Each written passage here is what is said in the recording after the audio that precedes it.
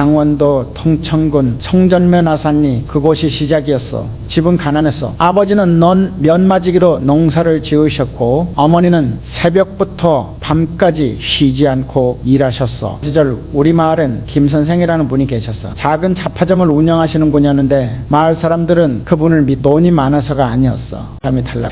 봄이 아버지가 그 부해야 하는데 돈이 없으셨지. 농사철을 놓치면 1년 내내 굴보야 하는 상황이었어. 아버지는 김 선생을 찾아가셨고 돈을 빌렸어. 김 선생은 아무 담보도 안 받으셨어. 계약서도 안 썼지. 그냥 아버지 말씀만 듣고 돈을 내주셨어. 안 받으셨어. 가을에 수확하면 갚으라고만 하셨지. 가을이 됐어. 아버지는 수확하자마자 김 선생한테 갔어. 빌린 돈을 정확히 갚으셨지. 김 선생은 웃으시면서 받으시더니 이렇게 말씀하셨어. 약속 지키는 사람은 언제든지 다시 도와줄 수 있다고. 그 말씀이 어린 가슴에 박혔어. 좋은 사람 한 명이 우리 가족을 살렸던 거야. 만약 그때 고리대금업자한테 갔다면 어땠을까? 이자가 눈덩이처럼 불어나서 평생 빚쟁이로 살았을 거야. 그 반대로 동네 탁시라는 사람도 있어서 그 사람도 돈을 빌려주는 일을 했는데 김 선생하고는 완전히 달랐지. 이자를 엄청나게 받았어. 못 갚으면 논밭을 빼앗아갔고 탁시한테 돈 빌린 집은 하나같이 망했어. 처음엔 작은 돈이었는데 이자가 불어나서 결국 땅까지 넘어갔지. 그 집 식구들은 결국 마을을 떠나야 했어. 어린 나이였지만 그때 깨달아. 사람 한 명을 잘못 만나면 인생이 망가진다는 걸. 반대로 좋은 사람 한 명을 만나면 인생이 달라진다는 걸. 제일 살쯤 됐을 때 친구 하나가 있었어. 이름은 영수였지. 집안 형편은 우리랑 비슷했어. 둘 다 가난했거든. 학교 갈 때 도시락도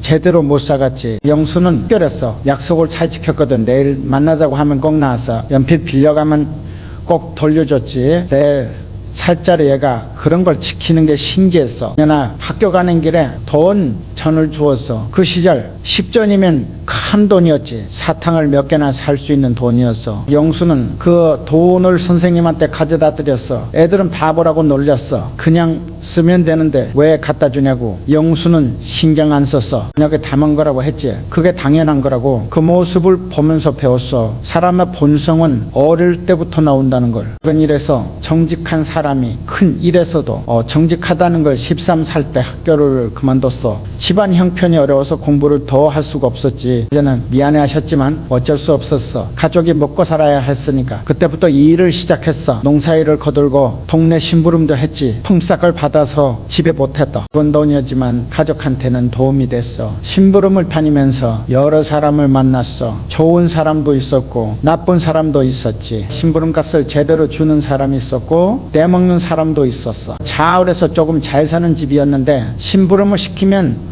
꼭 약속한 만큼 주셨어. 가끔은 더 주실 때도 있었지. 일을 잘했다고 한 대로 채신에는 달랐어. 심부름 시키고 나서 맨날 핑계를 댔어. 다음에 준다고 하고 안 주거나 약속보다 적게 줬지. 한두 번 당하고 나서 그 집 심부름을 안 했어. 그때 배웠어. 돈 많은 사람이 좋은 사람은 아니라는 걸. 가난해도 약속 지키는 사람이 있고 부자여도 약속 안 지키는 사람이 있다는 걸. 15살 되던 해 큰 결심을 했어. 서울로 가기로 한 거야. 고향에 있으면 평생 가난할 것 같았거든.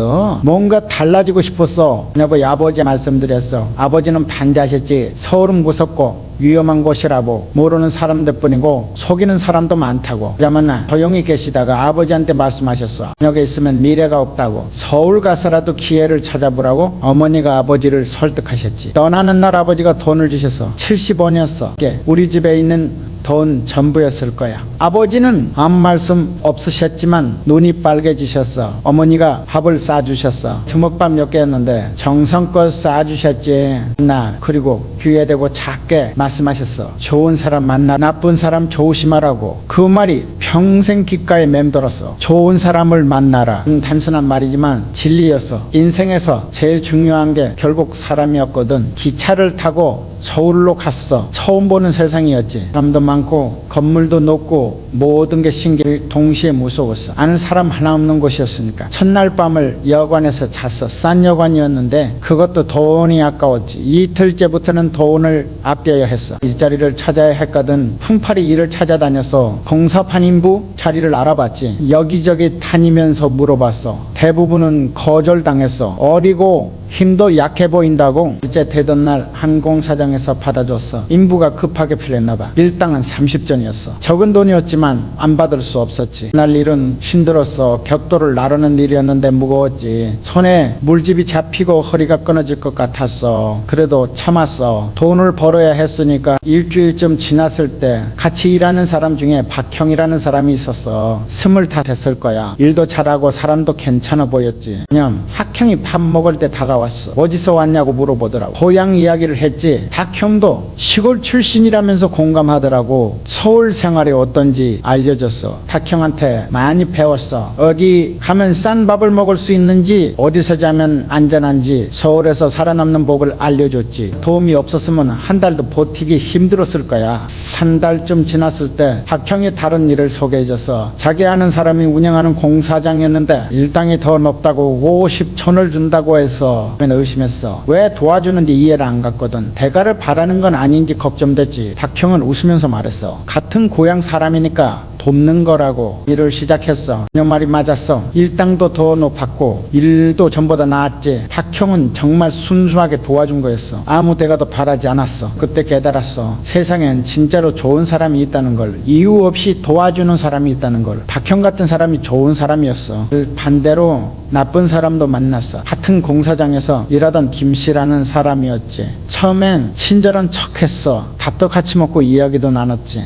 한 달쯤 지났을 때 김씨가 돈을 빌려달라고 했어. 급하게 필요하다고. 일주일만 빌려달라고 이자도 주겠다고 했어. 고민했지만 빌려줬어. 10원이었어. 당시 일주일 치일당 큰 돈이었지만 같이 일하는 사람이니까 도와줘야 한다고 생각했어. 일주일이 지났어. 김씨는 돈을 안 갚았어. 핑계를 댔지. 다음 주에 주겠다고. 다음 주가 됐는데도 안 갚았어. 또 다른 핑계를 댔어. 한 달이 지났어. 김씨는 결국 안 갚았어. 아예 피하기 시작했지. 마주치면 모른 척했어. 그러다가 어느 날 공사장에 안 나왔어. 도망간 거야. 10원을 날렸어. 당시 돈으로 엄청난 금액이었지. 일주일을 굶어야 할 만큼 화가 났어. 동시에 배웠어. 사람을 함부로 믿으면 안 된다는 걸. 박형한테 그 이야기를 했어. 박형은 고개를 끄덕였어. 자기도 그런 경험이 있다고. 세상엔 그런 사람이 많다고. 조심해야 한다고 했어. 그러면서 박형이 알려줬어. 사람 보는 법을 첫째는 약속이라고. 작은 약속을 지키는지 보라고. 둘째는 말과 행동이라고.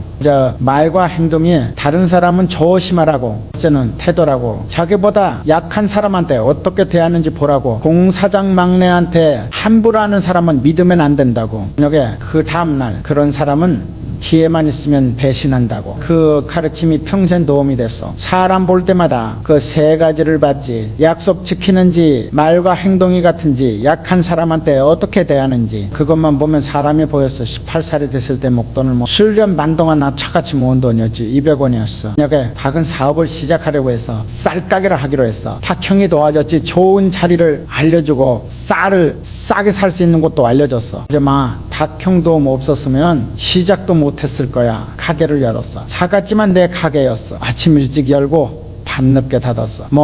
손님 한 명 더 받으려고 최선을 다했지. 장사가 쉽지 않았어. 경쟁이 심했거든. 주변에 쌀가게가 많았어. 가격도 비슷했고 품질도 비슷했지. 차별화할 게 없었어. 그래서 다르겠어. 기수로 승부를 봤지. 손님한테 친절하게 대했어. 쌀을 정확하게 달아줬고 배달도 빨리 해줬어. 약속 시간을 꼭 지켰어. 처음엔 손님이 적었어. 한 달에 겨우 본전했지. 적자는 면했지만 남는 게 없었어. 그래도 포기하지 않았어. 꾸준히 했어. 약속을 지키니까 믿어주더라고. 배달 시간을 지키고 품질을 일정하게 유지하니까 계속 찾아오더라고. 6개월쯤 지나니까 가게가 안정. 매달 조금씩 남기 시작했지.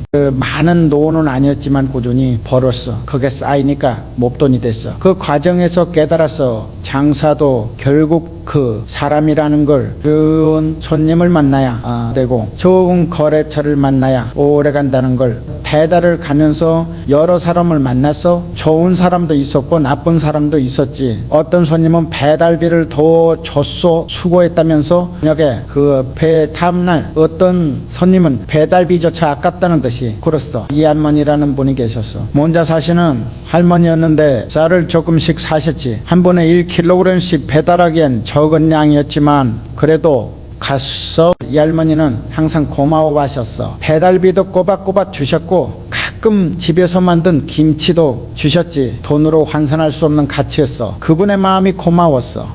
반대로 박 사장이라는 사람도 있었어. 음식점을 하는 사람이었는데 쌀을 많이 샀지. 한 번에 음식 샀어. 큰 손님이었어. 이제 박 사장은 맨날 문제를 만들었어. 어느 날 쌀에 돌이 섞였다고 하더라. 양이 적다고 하질 않나. 질이 아니었지만 억지를 부렸어. 값을 깎으려고 처음엔 참았어. 큰 손님이니까 이러면 안 된다고 생각했거든. 세 번쯤 참았어. 네 번째도 똑같은 짓을 했어. 그때 결정했어. 이 손님은 안 받겠다고 박형한테 이야기했어. 박형은 물었어. 큰 손님인데 괜찮냐고 대답했지. 나쁜 손님 1명, 좋은 손님 10명이 났다고. 야, 박형은 웃으면서 고개를 끄덕였어. 박 사장한테 가서 말했어. 더 이상 거래할 수 없다고. 박 사장은 화를 냈어. 장사를 그따위로 하냐고 두고 보자고 했지. 신경 안 썼어. 박 사장이 나가고 나니까 오히려 편했어. 스트레스가 없어졌지. 그 시간에 다른 손님한테 더 차려줄 수 있었어. 결과적으로 매출도 늘었어. 그때 확실히 깨달았어. 나쁜 사람 1명은 정말로 10명 몫의 문제를 만든다는 걸. 나쁜 사람을 빨리 정리하는 게 사업에서 중요하다는 걸. 2년쯤 지났을 때 가게가 제법 잘 됐어. 단골도 많아지고 매출도 안정됐지. 그때 탁형이 제안을 했어. 같이 사업을 확장하자고. 진지하게 고민했어. 탁형은 좋은 사람이었어. 1년 반 동안 봐왔으니까 알았지. 약속을 지키고 거짓말을 안 하고 책임감이 있었어. 같이 하기로 했어. 가게를 하나 더 내기로 한 거야. 박형이 그 가게를 맡고 계속 원래 가게를 맡기로 했지. 돈을 반씩 투자했어. 새 가게가 잘 됐어. 박형이 잘해줬거든. 정직하게 장사했고 손님한테 친절했어. 6개월 만에 본전을 뽑았고 1년 만에 이익이 났어. 사람이 힘을 합치니까 일이 배로 됐어. 한 명이 어려우면은 다른 한 명이 도왔고 좋은 아이디어가 생기면 같이 실행했어. 좋은 파트너였어. 그 경험이 나중에 큰 도움이. 현대그룹을 키울 때도 좋은 사람들과 함께 했거든. 혼자서는 절대 못 이뤘을 거야. 좋은 사람들이 함께 했기에 가능했어. 지금 돌이켜보면 인생은 사람이 연속이었어. 좋은 사람을 만나면 올라가고 나쁜 사람을 만나면 내려갔지. 사업도 마찬가지였어. 좋은 사람과 하면 성공하고 나쁜 사람과 하면 실패했어. 그러면 사람들한테 하고 싶은 말이 있어. 사람을 잘 봐라. 돈보다 중요해. 기술보다 중요해. 사람 하나 잘못 만나면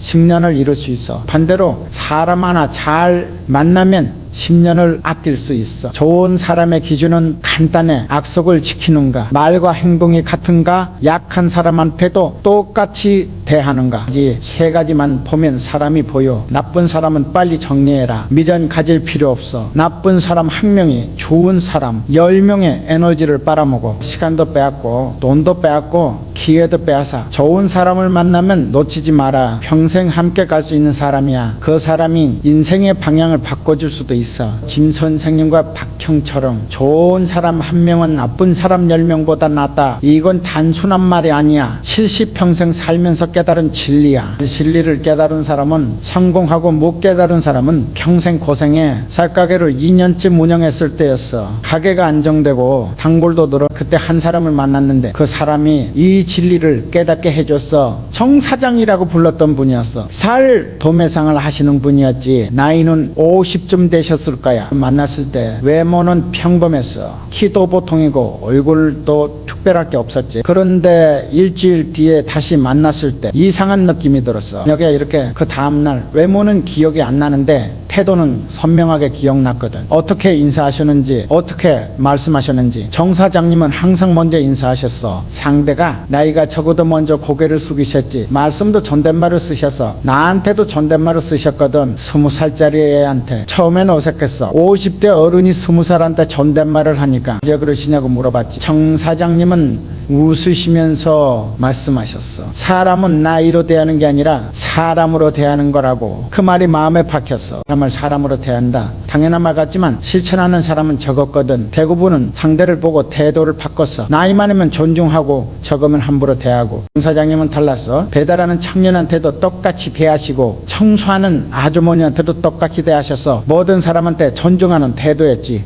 팔없나. 그래서 사람들이 정 사장님을 좋아했어. 외모가 잘생겨서가 아니었어. 태도가 좋아서였지. 한번 만나면 다시 만나고 싶어지는 사람이었어. 힘이었어. 그게 태도의 힘이었어. 반대로 김 사장이라는 사람도 있었어. 급살 중격을 하는 사람이었는데 외모는 화려했어. 키도 크고 옷도 잘 입었지. 시계도 비싼 걸 차고 다녔어. 처음 만났을 때는 인상적이었어. 그냥 뭐가 눈에 띄었거든. 그런데 일주일 뒤에 다시 만났을 때 느낌이 쌓였어.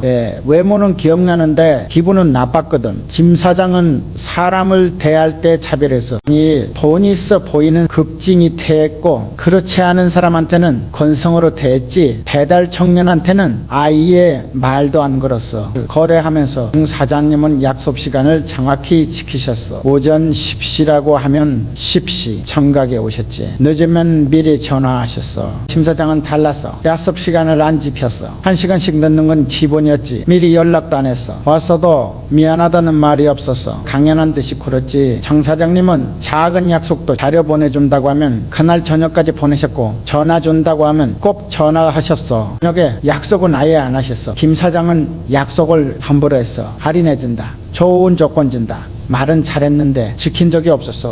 나중에 물어보면은 핑계를 댔지. 상황이 6개월쯤 거래하다 보니까 선택해야 했어. 둘 다 거래하기엔 물량이 부족했거든. 한 명을 선택해야 했어. 고민할 필요도 없었지. 정 사장님을 선택했어. 김 사장한테 가서 말했어. 더 이상 거래하기 어렵다고. 김 사장은 기분 나빠했어. 우리가 더 좋은 조건을 준다고 했지. 흔들리지 않았어. 조건이 문제가 아니었거든. 태도가 문제였어. 김 사장하고 일하면 매번 스트레스였어. 약속도 안 지키고 태도도 불편하고 정 사장님하고는 10년 넘게 거래했어. 한 번도 문제가 없었지. 서로 믿었고 서로 존중했어. 그분 덕분에 사업이 안정적으로 성장할 수 있었어. 그 경험으로 깨달았어. 사람은 외모로 기억되지 않는다는 걸 태도로 기억된다는 걸. 아무리 외모가 뛰어나도 태도가 나쁘면 기억에 안 좋게 남아.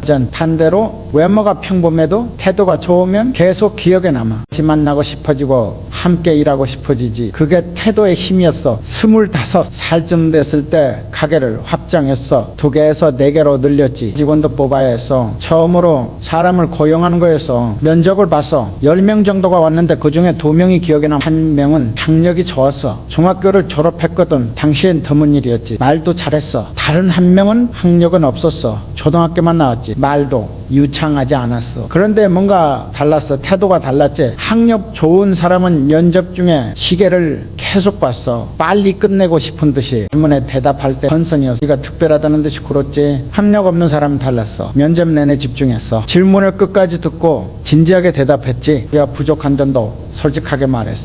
배우고 싶다고 했어. 학력 없는 사람을 뽑았어. 주변에서 이상하게 봤어. 왜? 학력 좋은 사람을 안 뽑냐고 대답했지. 학력은 가르칠 수 없지만 태도는 더 가르칠 수 없다고 그 선택이 옳았어. 학력 없던 그 사람이 제일 오래 일했어. 10년 넘게 함께 일했지. 성실했고 책임감이 있는 가게 하나를 맡겼어. 반대로 학력 좋은 사람을 뽑은 다른 가게 주인 이야기를 들었어. 석 달 만에 잘렸다고 하더라고. 이제 일은 대충하고 불평만 많았다고. 학력이 좋아도 태도가 나쁘면 소용없어. 그때부터 사람 뽑을 때 기준이 생겼어. 학력이나 경력보다 태도를 먼저 봤지. 면접 올 때 어떻게 인사하는지 어떤 모습인지 대화할 때 눈을 맞추는지 작은 것들이었지만 그게 전부를 말해줬어. 인사를 제대로 못하는 사람은 일도 제대로 못했어. 기다리면서 산만한 사람은 집중력이 없었지. 눈을 안 맞추는 사람은 책임감이 없었어. 또는 거짓말을 못해. 외모는 꾸밀 수 있어. 좋은 옷 입고 머리 단정하게 하면 되지. 말도 꾸밀 수 있어. 날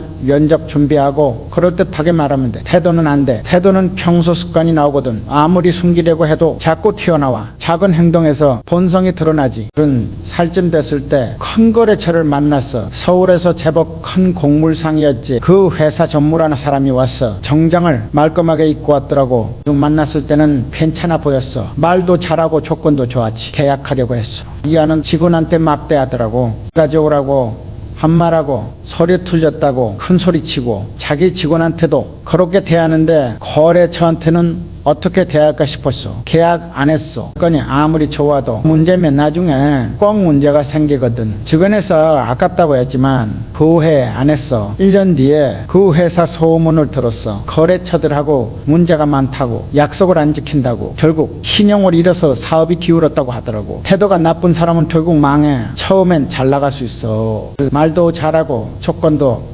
촉해주니까 시간이 지나면 본성이 드러나지. 사람들이 떠나가 반대로 태도 좋은 사람은 결국 성공해. 처음엔 느릴 수 있어. 화려하지 않으니까 시간이 지나면 사람이 모여 함께 일하고 싶은 사람이 돼. 현대건설 시작할 때도 마찬가지였어. 건설업은 사람이 전부거든. 기술자도 사람이고 인부도 사람이고 발주처도 사람이야. 기술자 면접을 볼 때 가장 중요하게 본 게 태도였어. 기술은 배우면 되는데 태도는 안 바뀌거든. 또 좋은 사람을 뽑으면 기술도 빨리 배웠어. 현장 소장 뽑을 때도 그랬어. 경력보다 태도를 인부들한테 어떻게 대하는지, 하청업체한테 어떻게 대하는지, 그게 공사 품질을 결정했거든. 태도 좋은 소장 밑에서는 공사가 잘 됐어. 인부들이 열심히 했고 하청업체들이 협조적이었지. 이런 문제가 생겨도 같이 해결했어. 태도 나쁜 소장 밑에서는 공사가 엉망이었어. 인부들이 대충 일했고 하청업체들이 비협조적이었지. 문제가 생기면 서로 책임 떠넘기기 바빴어. 결국 태도 나쁜 소장은 교체했어. 아무리 기술이 좋아도 소용없었거든. 사람을 다루지 못하면 공사를 할 수 없었어. 10대가 됐을 때 해외 사업을 시작했어. 중동으로 진출했지. 거기서 여러 나라 사람들을 만났어. 문화도 다르고 언어도 달랐지. 그런데 신기한 게 있어서 태도는 어느 나라나 같더라고. 좋은 태도는 어디서나 환영받고 나쁜 태도는 어디서나 거부당했어. 사우디아라비아 발주처 담당자가 있었어. 영어도 서툴고 문화도 달랐지만 태도가 훌륭했어. 약속을 지키고 존중하고 공정했지. 그 사람하고 이면서 큰 프로젝트를 따낼 수 있으나 문화가 문제가 아니었어. 서로를 존중하는 태도가 전부였지. 반대로 어떤 유럽업체 담당자는 영어도 유창하고 경력도 화려했는데 태도가 거만했어. 내가 같이 일하기 싫다라고 결국 그 안에서 아무리 기술이 좋아도 태도가 나쁘면 나중에 문제가 생기거든. 이에 상대로 그 업체는 다른 프로젝트에서 문제를 많이 일으켰어. 50대가 됐을 때 큰 깨달음이 있었어. 외모로 기억되는 사람은 한 명도 없더라고. 수천 명을 만났는데 외모로 기억나는 사람은 없었어. 태도로 기억되는 사람은 많았어. 정 사장님처럼 존중하던 사람들, 배달 청년한테도 인사하던 사람들, 약속을 끝까지 지키던 사람들이 선명하게 기억났어. 반대로 나쁘게 기억되는 사람들도 태도 때문이었어. 거만하던 사람들, 약속 안 지키던 사람들, 약자한테 함부로 대하던 사람들도 선명하게 기억났지. 젊은 사람들이 외모에 신경을 많이 써. 옷 잘 입고 머리 잘하고. 나쁜 건 이제 반벌은 기본은 갖춰야지. 문제는 거기서 멈추는 거야. 외모만 신경 쓰고 태도는 신경 안 쓰면 아무 소용없어. 첫인상은 좋을 수 있어. 그냥 만나면 다 드러나거든. 태도가 나쁘면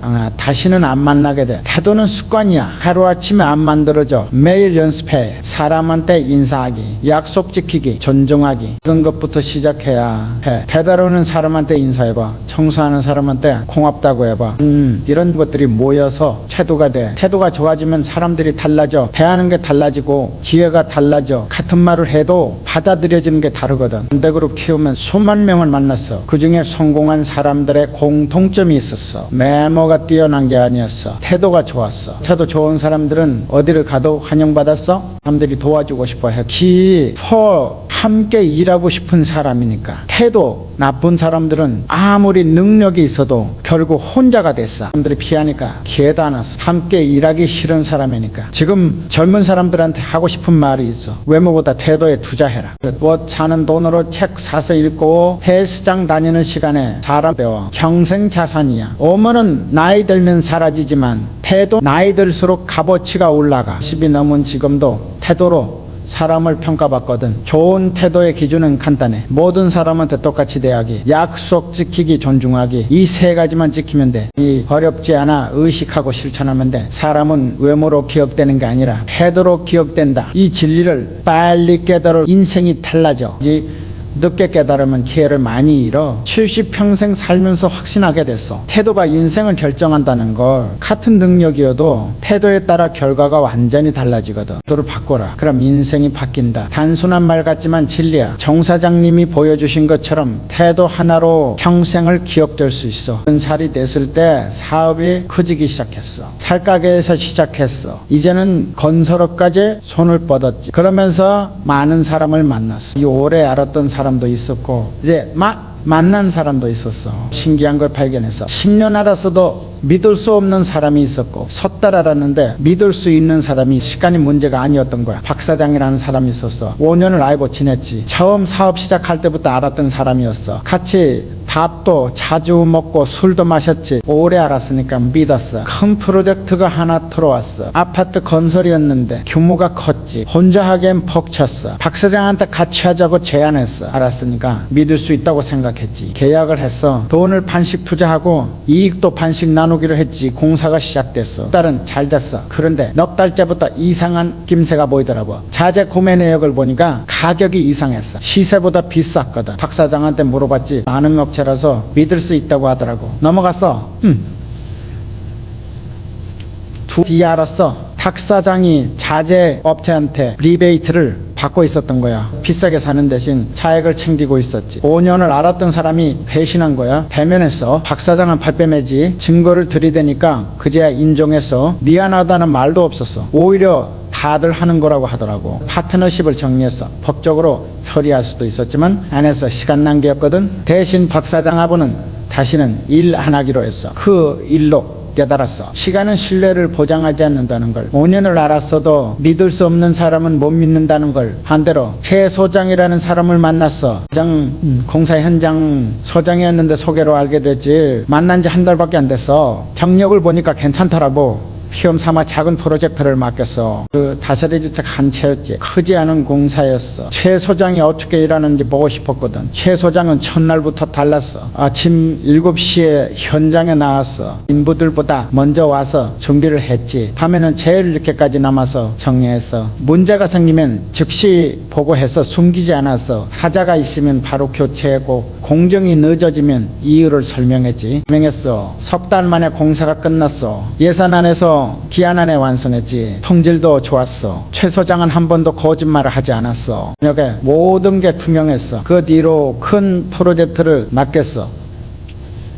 만난 지 6년 됐지. 믿을 수 있었어. 시간이 아니라 신뢰를 만들었거든. 소장하고는 20년 넘게 같이 일했어. 지금도 현대건설 핵심 인력이야. 한 번도 배신한 적이 없어. 처음 한 달 동안 보여준 그 태도를 지금까지 유지하고 있어. 경험으로 확실히 알았어. 신뢰는 시간이 아니라 행동으로 만들어진다는 걸 하루만 봐도 알 수 있어. 그 사람이 어떻게 일하는지, 어떻게 대하는지, 행동을 보면 신뢰를 알 수 있어. 약속을 지키는지, 거짓말을 하는지, 책임을 지는지, 이 세 가지만 보면 돼. 시간은 필요 없어. 약속을 지키는 사람은 작은 약속도 지켜. 오후 3시에 만나자고 하면 3시에 와 자료 보내준다고 하면 그날 보내. 약속을 함부로 안 해. 거짓말 안 하는 사람은 투명해. 모르면 모른다고 해. 실수하면 실수했다고 해. 숨길 게 없으니까 떳떳해. 임전한 사람은 변명 안 해. 잘못하면 인정하고 해결해. 남 탓 안 하고 상황 탓 안 해. 자기 몫을 다해. 이 세 가지 행동이 있으면 한 달만 봐도 믿을 수 있어. 없으면 10년을 알아도 못 믿어. 그게 신뢰의 본질이야. 은행 대출을 받아야 했어. 사업을 확장하려면 큰 돈이 필요했거든. 담보는 있었는데 신용이 문제였어. 아직 회사가 작았으니까. 김지점장이라는 분을 만났어. 은행 지점장이셨는데 처음 만났을 때 말씀하셨어. 서류도 중요하지만 사람을 보고 결정한다고. 석 달 동안 지켜봤대. 어떻게 장사하는지, 어떻게 사람을 대하는지 거래처한테 물어도 보고 직원들한테도 물어봤다고 하더라고. 그리고 대출을 해주셨어. 담보 가치보다 더 큰 금액이었어. 다른 은행은 안 해준다던 금액이었지. 김지점장님은 사람을 믿는다고 하셨어. 시간이 지나면서 그 믿음에 보답해야 한다고 생각해서 출금을 제때 갚았어. 한 번도 늦지 않았지. 약속한 사업 계획도 차질 없이 진행했어. 1년 뒤 김지점장님이 다시 연락하셨어. 추가 대출이 필요하냐고, 조건도 더 좋게 해주시겠다고. 행동으로 신뢰를 쌓았으니까 가능한 일이었어. 그 관계가 10년 넘게 이어졌어. 김지점장님이 본점으로 가시고 임원이 되셨는데도 계속 도와주셨지. 신뢰가 쌓여 있었으니까. 반대로 정 사장이라는 사람도 있었어. 20년을 알았다는 사람이 유명했지. 그 사람이 투자 제안을 해와서 20년을 알았다고 했지만 같이 일해본 적은 없었어. 그냥 아는 사이였지. 제안이 좋아 보였어. 수익률도 높고 리스크도 낮아 보였거든. 자세히 들여다봤어. 뭔가 이상했어. 숫자가 너무 좋았거든. 현실적이지 않았어. 정 사장한테 물어봤지. 확실하다고 했어. 20년 경력에 보증한다고 믿지 않았어. 시간이 신뢰를 만드는 게 아니라는 걸 알았으니까 정 사장의 행동을 봤어. 약속을 제대로 지키는지 투명한지 책임을 지는지. 결론은 아니었어. 약속 시간을 자주 어겼고 질문에 명확한 대답을 안 했어. 책임지는 모습도 안 보였지. 행동이 신뢰를 주지 않았어. 투자 안 했어. 정 사장은 섭섭했어. 20년 알았는데 믿지 못하냐고 대답했지. 20년은 중요하지 않다고, 행동이 중요하다고 6개월 뒤에 알았어. 정 사장 사업이 사기였던 거야. 투자자들이 돈을 날렸어. 정 사장은 도망갔지. 20년 경력이 무슨 소용이. 그때 다시 한번 확신했어. 신뢰는 시간이 절대 아니라는 걸. 10년 20년 알았어도 행동에 안 받쳐주면 못 믿는다는 거. 10대가 되니까 더 명확해졌어. 사업이 커지면서 수많은 사람을 만났거든. 오래 알았던 사람도 많았고 처음 만난 사람도 많았어. 그러면서 패턴이 보이기 시작했지. 오래 알았어도 믿을 수 없는 사람들의 공통점이 있었어. 작은 약속을 안 지켰어. 오늘 전화 준다고 하고 안 하고, 내일 만나자고 하고 안 나오고, 그런 것들이었지. 처음엔 넘어가서 바빠서 그러려니 했지. 시간이 지나니까 큰 약속도 안 지키더라고. 낱개를 안 지키고 품질을 안 지키고 계약을 안 지켰어. 저 반대로 믿을 수 있는 사람들도 공통점이 있었어. 작은 약속부터 철저히 지켰어. 분 늦는다고 미리 전화하고 자료 하나 보내도 정확하게 보냈어.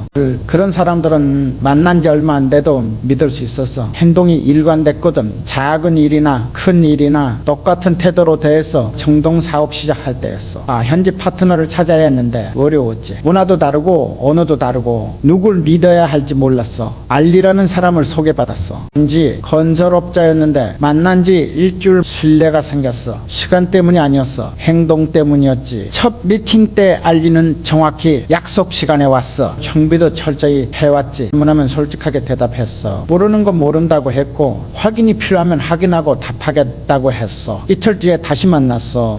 알리는 약속한 자료를 다 준비해왔어. 확인하겠다는 것도 다 확인해서 가져왔지. 하나도 빠뜨린 게 없었어. 일주일 만에 결정. 알리하고 파트너십을 맺기로. 주변에서 너무 빠른 거 아니냐고 했어. 시간을 두고 더 봐야 한다. 간바고 흔들리지 않았어. 알리의 행동에 모든 걸 말해줬거든. 약속을 지키고 투명하고 책임감이 있었어. 시간은 필요 없었어. 일주일이면 충분했지. 그 판단이 옳았어. 알리하고 15년 넘게 같이 일했어. 중동 사업의 핵심 파트너가 됐지. 한 번도 배신하지 않았어. 일주일에 보여준 그 행동을 15년 동안 유지해서 반대로 오래 알았던 현지인도 있어서 3년을 알았던 사람이었는데 투자 제안을 해왔어. 이제 사정을 잘 안다면서 좋은 기회라고 했지. 3년이나 알았지만 믿음이 안 갔어. 그 사람의 행동을 떠올려 봤거든. 약속 시간을 자주 어겨준다고 하고 안 하고, 자료 보내준다고 하고 안 보냈지. 작은 것들이었지만 패턴이 보였어. 이 사람은 큰 약속도 못 지킬 거라는 게. 안 했어. 3년을 알았어도 믿을 수 없었어. 얘 상대로 그 사람의 사업은 실패했어. 투자한 사람들이 손해를 봤지. 3년이라는 시간이 아무 의미가 없었어. 행동이 전부를 말해줬거든. 신살쯤 됐을 때 임원 인사를 해야 했어. 후보가 2명 있었어. 한 명은 회사에 15년 있어서 다른 한 명은 3년밖에 안 됐지. 15년 있던 사람이 당연히 유리해 보여서 주변에서도 그 사람을 밀었어. 오래 있었으니까. 회사를 잘한다고 충성심도 있다고. 그런데 행동을 보니까 달랐어. 15년 있었던 사람은 작은 약속을 자주 어겼어. 보고서 제출 기한을 안 지키고 회의 시간에 늦고 사소한 것들이었지. 3년밖에 안 된 사람은 달랐어. 모든 약속을 정확히 지켰어. 이렇게 그 다음날 보고서는 기한 전에 제출하고 회의는 10분 전에 와서 준비했어. 그런 것 하나하나 다 완벽했지. 3년 된 사람을 임원으로 임명했어.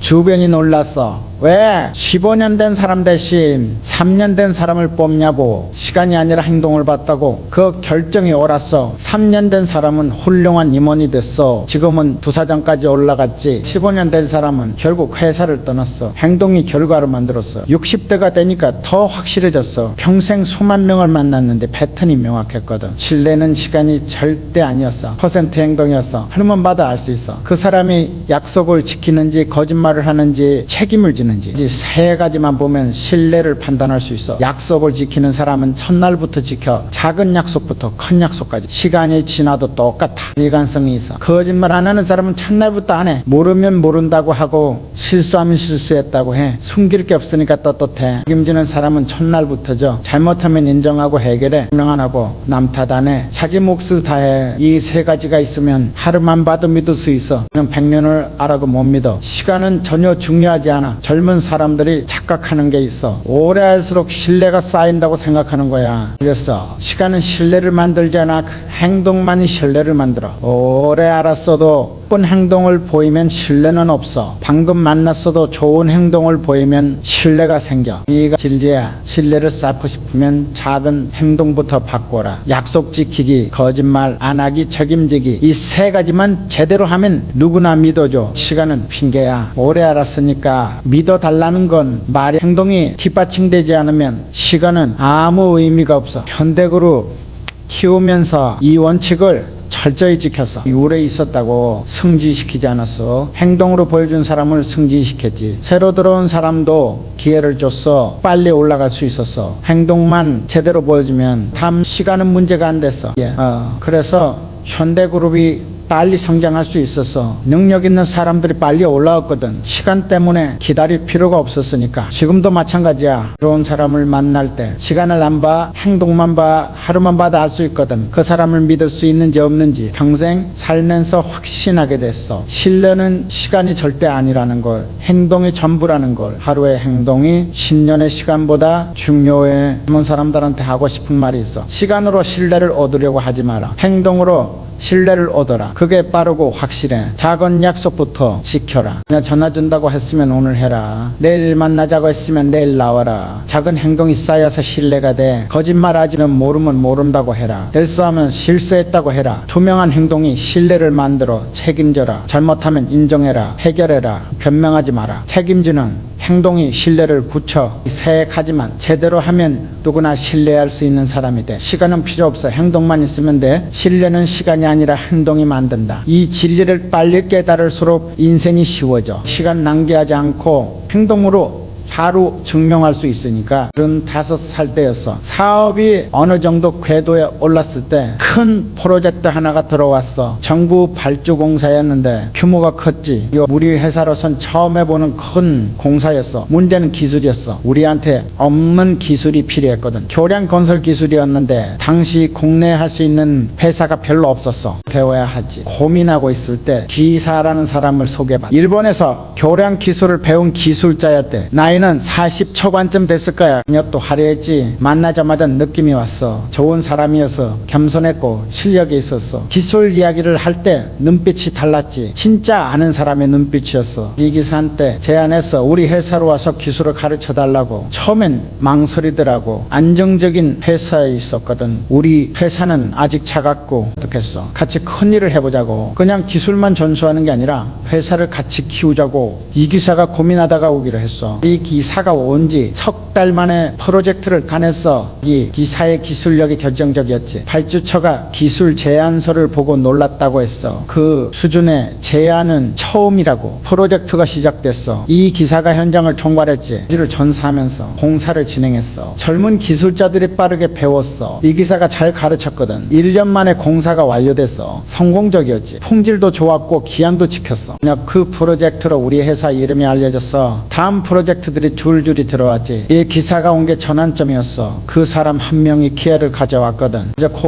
기술을 가져왔고 신뢰를 가져왔고 다음 프로젝트까지 가져왔어. 그때 깨달았어. 좋은 사람은 기회와 함께 온다는 걸. 혼자 오는 게 아니야. 만약에 가지고 와. 기술일 수도 있고 인맥일 수도 있고 아이디어일 수도 있어. 나쁜 사람도 뭔가 가지고 문제를 가지고 오지. 불평을 가지고 오고 갈등을 가지고 오고 손실을 가지고 와. 박 과장이라는 사람이 있었어. 다른 회사에서 왔는데 경력이 화려했어. 기업 출신이라고 했지. 급여도 많이 달라고 했어. 뽑았어. 경력이 좋으니까. 그런데 한 달 만에 문제가 생기기 시작했어. 다른 직원들하고 마찰이 생긴 거야. 박 과장님 태도를 보였거든. 석 달 지나니까 더 심해졌어. 프로젝트에 문제가 생겼어. 박 과장 담당 부분에서 실수가 계속 나왔지. 다른 직원들한테 책임을 떠넘기더라고. 6개월 만에 내고 냈어. 창고 기다렸는데 안 됐어. 박 과장은 문제만 가져와. 화려한 경력이 무슨 소용이었어. 기회는 안 가져오고 문제만 가져왔는데, 반대로 진대리라는 사람도 있었어. 정력도 없었고 학력도 평범했어. 그런데 태도가 좋았어. 배우려고 하고 열심히 하고 동료들을 도왔지. 김대리가 온 뒤로 팀 분위기가 좋아졌어. 다들 열심히 하더라고. 김대리가 긍정적인 에너지를 가져왔거든. 그게 퍼져나갔어. 1년쯤 지나니까 김대리가 좋은 아이디어를 냈어. 공사비를 줄이는 방법이었는데 효과가 있었어. 그 아이디어로 비용을 하나 줄였지. 이제는 기회를 가져온 거야. 아이디어라는 기회를. 그 뒤로도 계속 좋은 아이디어를 냈어. 지금은 임원이 됐어. 좋은 사람이었으니까 기회가 계속 온 거야. 그래, 보이더라고. 좋은 사람 주변에는 기회가 모여 혼자 오는 게 아니라 뭔가를 데리고 와, 좋은 사람을 데리고 오기도 하고 좋은 정보를 데리고 오기도 해. 나쁜 사람 주변에는 문제가 모여. 역시 혼자 오는 게 아니야. 나쁜 사람을 데리고 오고 나쁜 소문을 데리고 오고 손실을 데리고 10대 중반쯤 됐을 때 해외 진출을 본격적으로 시작했어. 중동 시장이었는데 전혀 모르는 곳이었지. 현지 파트너가 필요했어. 몇 명을 만났는데 다 별로였어. 조금만 따지고 리스크는 우리한테 떠넘기려고 하고, 그러다가 유 사장이라는 사람을 만났어. 유 사장은 중동에서 20년 살았던 분이었어. 이제 사정을 꿰뚫고 있었지. 인맥도 넓었고. 그런데 제일 좋았던 건 태도였어. 유 사장은 같이 리스크를 지겠다고 했어. 혼자 이익만 챙기려는 게 아니었어. 성공하자는 마인드였지. 그래서 파트너로 선택했어.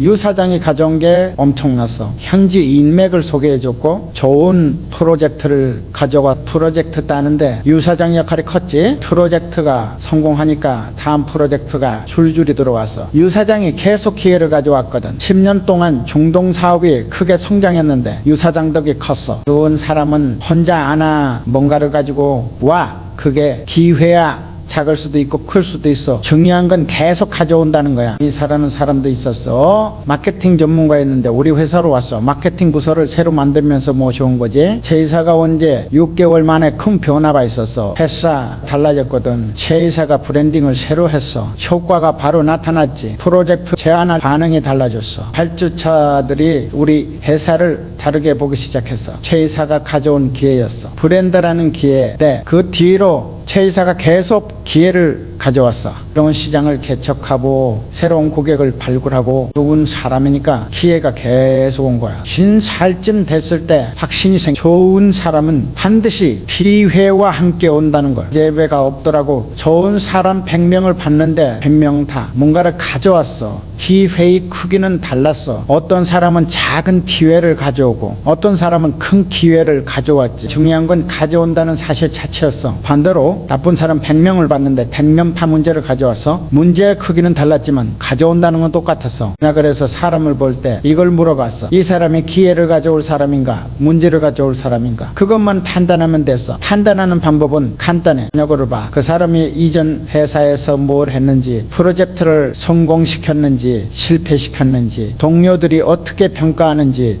살아온 사람은 과거에도 가져왔어. 어디를 가든 뭔가를 만들어냈어. 새로운 거래처를 발굴했거나 비용을 절감했거나 팀을 성장시켰거나. 여기 이렇게 그 다음날 문제를 가져오려하던 뭔가를 망쳐서 프로젝트를 지연시켰거나 팀을 분열시켰거나 천실을 만들었거나. 과거가 미래를 말해줘. 좋은 사람은 계속 좋아, 나쁜 사람은 계속 나빠. 환경 탓하는 사람 있는데 틀렸어. 사람 자체가 문제거든. 60대가 되니까 더 명확해졌어. 평생 수천 명을 만났는데 예외가 없었어. 사람은 100% 기회를 가져왔어. 나쁜 사람은 100% 문제를 가져왔어. 젊은 사람들한테 하고 싶은 말이 있어. 좋은 사람 곁에 있어라. 기회가 온다. 혼자 힘으로 기회를 찾는 것보다 좋은 사람 곁에 있는 게 빨라. 좋은 사람은 기회를 공유해. 혼자 독차지하지 않아. 같이 성장하려고 그 사람 곁에 있으면 자연스럽게 기회가 와. 반대로 나쁜 사람 같아서 벗어나라. 여기 이렇게 그 다음날 빨리 벗어날수록 되거든. 그 사람 곁에 있으면 같이 망해. 좋은 사람을 만나는 법도 있어. 좋은 사람이 있는 곳에 가면 돼. 정하는 조직 배우는 모임, 긍정적인 커뮤니티. 거기 가면 좋은 사람들이 있어. 나쁜 사람이 있는 곳은 피해라. 불평하는 모임, 게으른 조직, 부정적인 커뮤니티. 이제는 나쁜 사람들만 문제만 가득해. 그리고 스스로 좋은 사람이 되라. 그럼 다른 좋은 사람이 온다.